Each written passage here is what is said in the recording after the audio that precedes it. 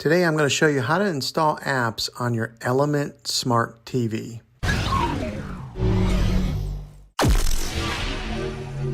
After I show you the instructions on how to install these apps, I will show you some apps that you might want to install first to get you some free movies or free TV shows.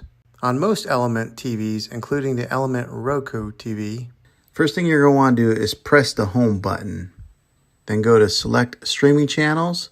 They call them channels, but they really are just apps. Search for the channel you want to install, for example, one like Hulu or Disney Plus. Then select channel and then add channel. Now here are a few apps I think you should check out. The first one is LowCast. This is for those of you that want to get local channels on your TV and you don't want to set up an antenna. This would be the one to check out. 3 other free and legal apps that are worth checking out are Xumo, Tubi TV, and Pluto TV.